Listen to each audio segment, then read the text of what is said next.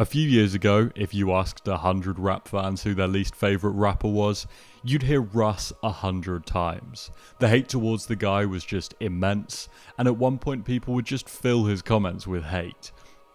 Russ sucks, corny, trash, the worst rapper of all time. 5 years on, Russ is now rarely mentioned negatively. The public's opinion on his music and him as a person has completely changed. So how on earth did Russ go from possibly the most hated rapper alive to one of the most respected?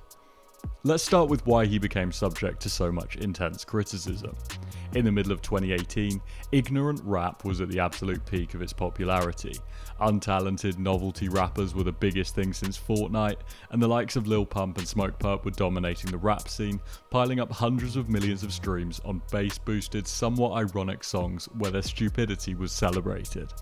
Songs like Gucci Gang and Audi were being rinsed everywhere you went, and it really seemed for a moment that rap music might permanently be headed towards repetitive, simplistic songs that even a child could perform.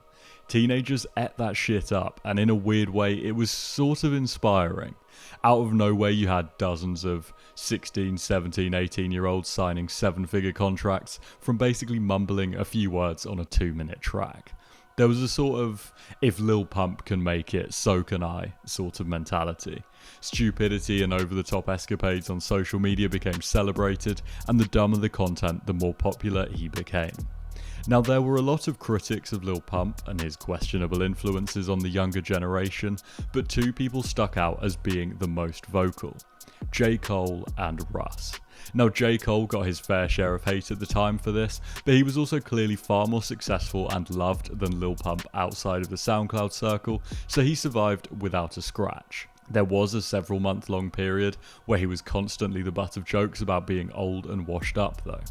J. Cole finally silenced the critics when he had an hour-long chat face-to-face with Lil Pump, where they set aside their differences and had a heart-to-heart.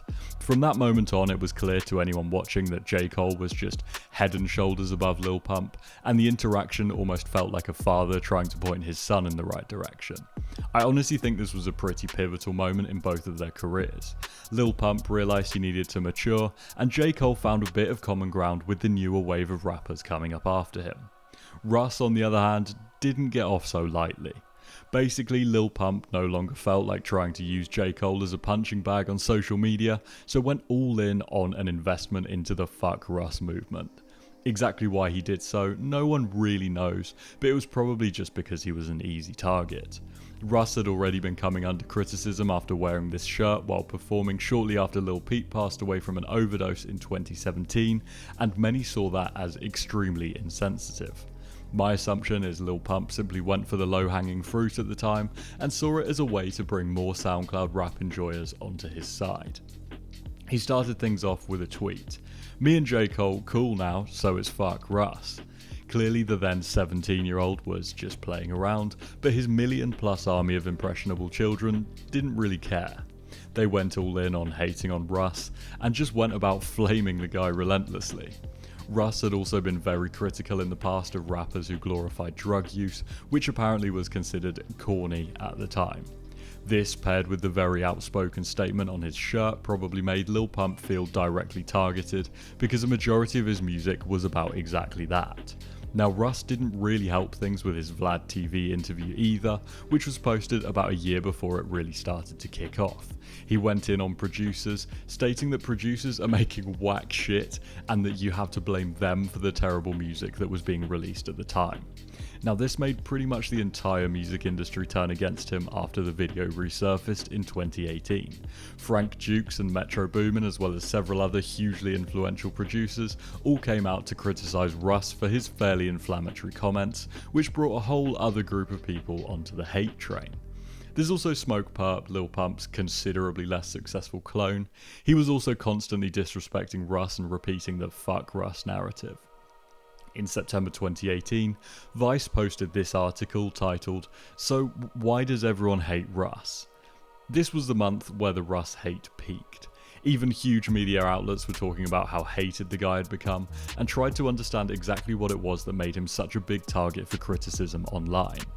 Now, there were 3 things that Russ could be boiled down to in 2018, according to the average Russ hater. 1. His comments on other musicians, which we've already covered. 2. His extreme arrogance and self-confidence, which is kind of open to interpretation. And 3. The mixing and mastering meme. The mixing and mastering meme was actually pretty funny and did have a degree of truth to it. Whenever Russ had the opportunity, he'd make sure to remind everyone that unlike other rappers, he produced, wrote, mixed, mastered, fried, boiled, and baked his own songs. In several songs and interviews, Russ would bring this point up time and time again, often alongside the point that he doesn't need anyone else to make his music, unlike most other rappers. Now this brings me on to my final conclusive point on why Russ was so hated. He just had this me versus the world mentality, and when you think everyone's out to get you and hates what you're doing, that does sometimes start to become true. So ultimately, it was never really Russ's music that rap fans really hated, it was more so his mentality towards his fellow artists and the music industry which rubbed people up the wrong way. Now I think there was one hugely pivotal moment which made everyone switch sides, and luckily this all happened very shortly afterwards. Industry plants.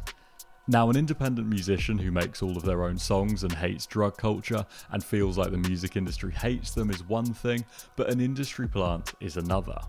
With the introduction out of thin air of copy and paste colourful haired rappers like Jumex, Icy Narco, Skinny from the Nine, Kid Boo and Ian Dior, rap fans finally realised who the real enemy of the music was.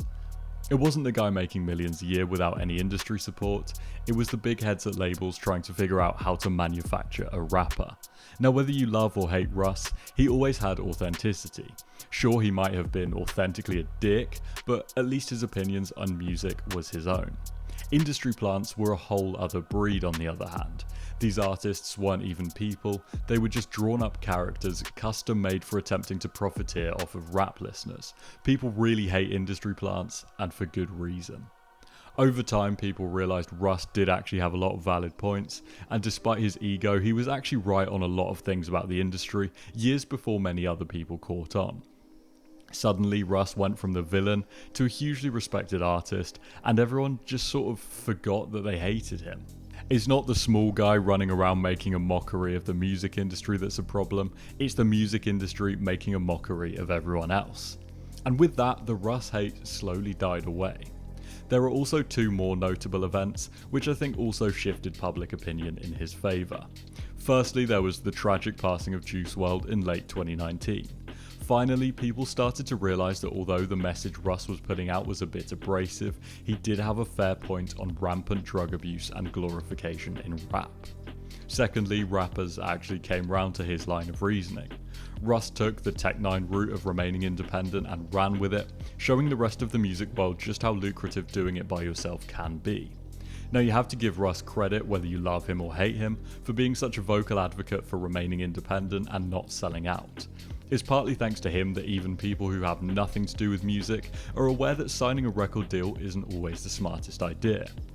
Anyway, thank you so much for watching. If you got to the end of the video, I have an offering for you. The more of you who subscribe to this channel, the better the videos are going to be in the future.